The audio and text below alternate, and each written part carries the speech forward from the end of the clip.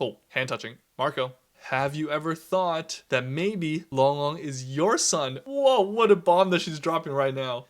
Welcome back, everyone, to the Canto Drama Club Modern Dynasty episode 30. The finale is out, and it doesn't disappoint at all. I'm going to give you guys my top 16 moments from the episode as we wrap things up in this series. Make sure you guys subscribe so you know when I'm going to drop my next series breakdown. All right, let's get it on.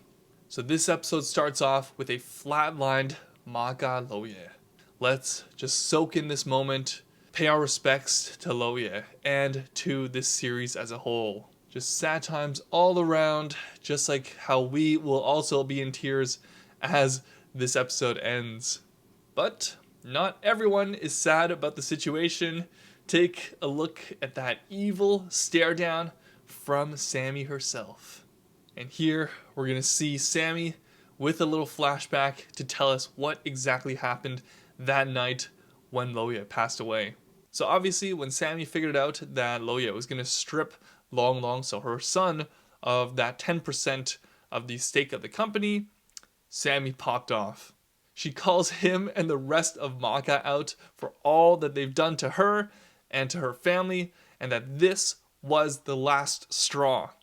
Oh my goodness. And the thing that breaks the camel's back is that she told him how she let Joe die in that car accident. She tells him she had the ability to pull him out, but she didn't. She just left him there, watched him as he burned to death. Jeez, this was the trigger that sent him into his heart attack. She even tells him that she's been replacing all of his medicine with vitamins. Holy murderer, Sammy, you are an absolute murderer. So many lives, such bloody hands, so scary. Doot, doot, doot, doot. Well, that was an intense start to the finale.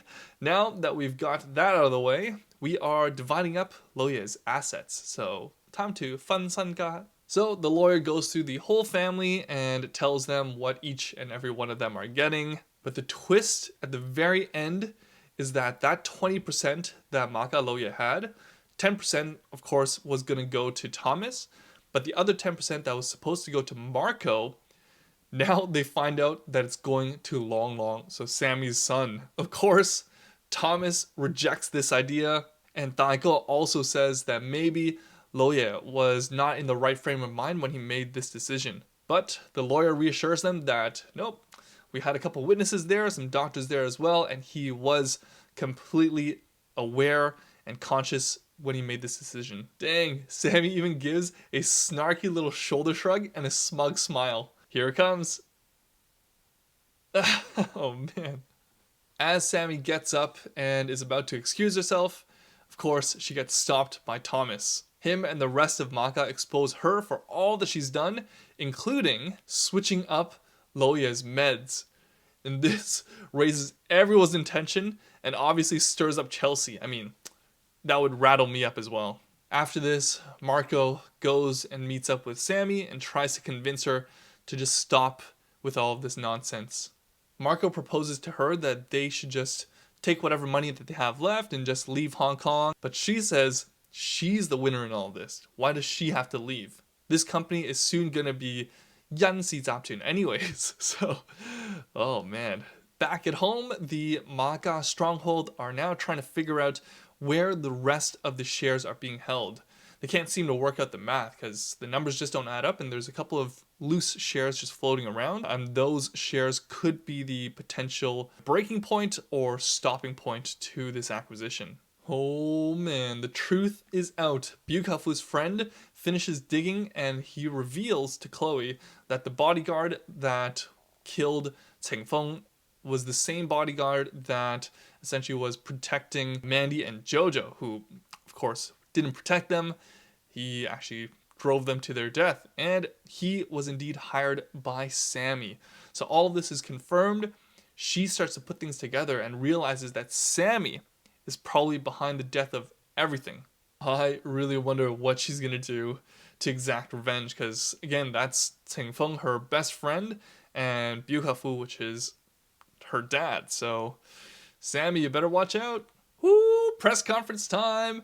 So Sammy calls a quick press conference to try to complete the acquisition because she has the 42% between her and DeRosie, and Maka only have the 38%. With this, she pretty much thinks that they have enough to take over the company successfully. But Daigou announces that they have one more person that's on their side. In rolls Chelsea, Bill, and the Long family. Holy, here we go. We've got a new challenger. And guess what? It was Gum Long all along, who had 5% of the company that they just bought up.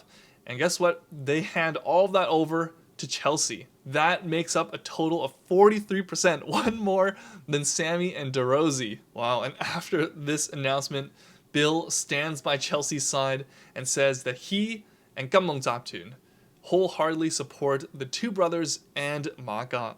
And in all this, Chelsea takes a look down at her engagement ring that she has now agreed and put back on with Bill. Hand in hand as lovers do. Here we go, a little flashback for us. So in this flashback, we see that Bill was just telling Chloe that he and his family has 5% of the company, and he is willing to just give that over to them so that they can help out Maka. Chloe was relieved to hear this, and she calls in Chelsea and tells him to reiterate and tell all of this good news to Chelsea himself. Chelsea asks if he's for real about all this, and he pulls out the engagement ring from his breast pocket, and again, he proposes to her. Wow, so this guy has been keeping that ring by his side this whole time. All right. I guess Bill is a sweetheart after all. I'm happy for Chelsea. Lol, and going back to the present, Sammy's plans are completely ruined. DeRosie's like, peace out, I'm out of here, and tells Sammy that if she wants to continue with her plan, she can buy the rest of his shares at market value. I mean, yep, that would be my reaction too. Coming back home, Judy and Chloe sit down for a little chat, and Judy tells Chloe that she really doesn't think Nick had anything to do with the murder. Chloe says that she believes in Nick and that Nick couldn't pull something off like that either. As they're talking, Chloe then tells Judy that they can't find her dad's phone, but at this point, Judy says that she and her sister could probably help, because her sister was the one who set up Byuka-fu's phone and also helped out with setting up a cloud account so that it would automatically upload pictures and videos right to the cloud as he's taking them. So dang, the sister is the key that will unlock the truth. That's what you get, Sammy. You set her up earlier on in this series to get that email, to get Daigou and Daiso to leave, and now that family is going to come back to burn you. Continuing on to this next scene, Sammy and Marco meet up at their forbidden bar. During their conversation, Marco candidly asks Sammy whether she wants him or wants Masi Zaptun. And she answers, I want you to conquer Masi Zaptun with me. What kind of answer is that? Clearly, she doesn't really care about Marco then. It's all about the business, right? Oh, hand touching. Marco, have you ever thought that maybe Long Long is your son? Whoa, what a bomb that she's dropping right now. Holy, she tells him to consider that maybe the kid is actually his. Oh my goodness, could it be? This would change everything. Like, actually, it would change everything.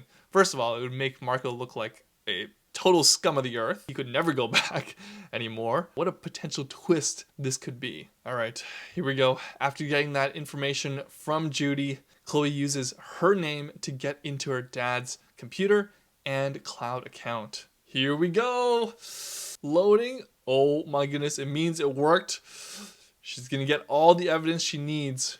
And guess what? First person she calls is Marco. She shows him the footage of her with Byuka-fu and also the clip of them sleeping together. Whew. Oh man, Marco, what you gonna do? Here we go.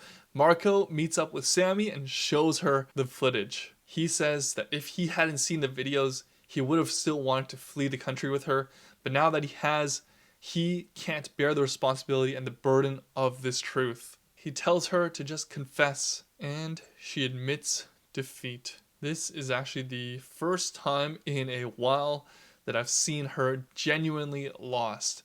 I think some of the scenes early on looked a little bit genuine, but of course, as we know, all of it was fake. This type of emotion that we're seeing right now, it seems like she's actually shocked that she was caught, and all these things are unraveling on her. At the end of their conversation, she tells Marco to head down first, and she wants to think by herself. Oh no, I do not have a good feeling about this. I feel like she is going to have these flashbacks and then she's just going to jump off the building. And how ironic is that going to be? Because for Chloe, that's exactly how her mom went. So is this going to happen to her as well? Oh man, I hope she doesn't. Please don't jump. Okay. Oh my god. She didn't jump.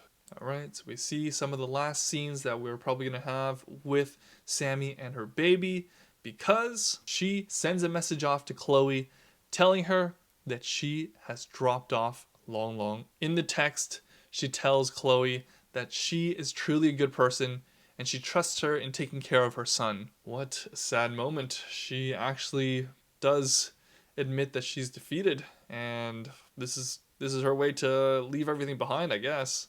Very irresponsible. But when Chloe realizes the magnitude of this action, she quickly calls Marco and tells him to go find her. Oh man, we even hear in the background that Sammy sends Marco a text telling him to forget about her and that she's so sorry about neglecting him and his love. Oh geez, Marco rushes straight to their private yacht because he knows that that's where she's gonna be, and oh man, he finds her overdosing on some sort of drugs. Please, no, don't take your own life. That's never the solution. There's always help out there, you guys. And at this moment, I'll take a quick little segue here. In Canada, I'll put up the suicide prevention line for you guys. And for anyone else who needs some help, you guys can do a quick Google search for your own countries to find your own respective helplines. Going back to Marco and Sammy, it doesn't seem like she's completely gone. Maybe she still has a chance? I don't know. Drugs are one hell of a thing, so usually when it goes, it goes. But she isn't foaming at the mouth, so that's a good sign. Alright, fast forward to brighter days, half a year later, and we find out that Chloe is pregnant again. And guess what? Fraternal twins. So we've got one boy and one girl coming up. It is all happy days here. Even Takaso accepts Judy and Nick's friendship. Here we go. We see Marco again with his bad boss sunglasses on. And oh my goodness, who's that? What?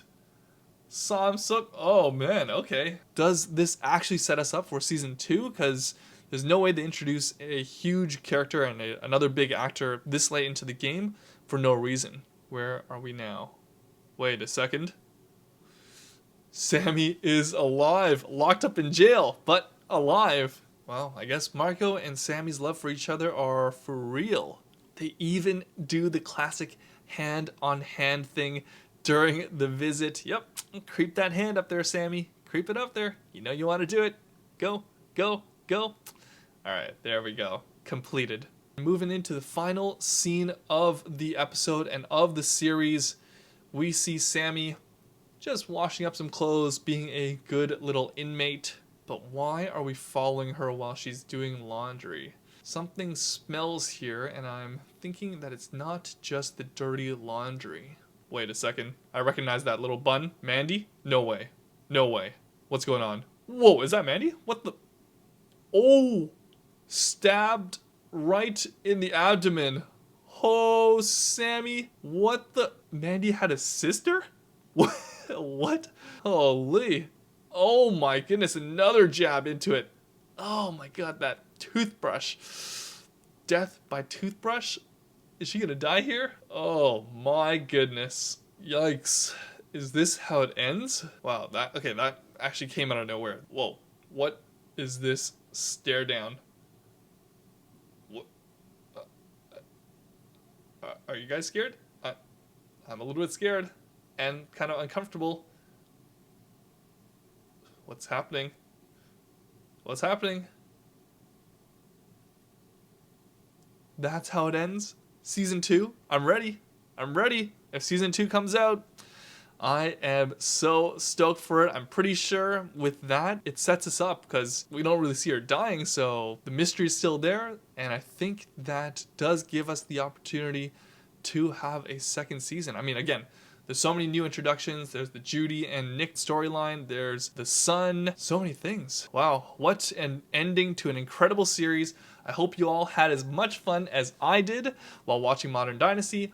As this one comes to an end, there will be more series breakdowns in the future. Later on, I'll be doing a full series review of Modern Dynasty, where I'm going to give you guys my thoughts on the actors, the casting, the storyline, and where it could potentially go in season 2. Alright, if you enjoyed that, smash the like button and make sure you subscribe and turn on the notification bell so you know when my next video drops. Have yourselves a wonderful day. Thank you guys for watching. Take it easy. Peace. Doot, doot.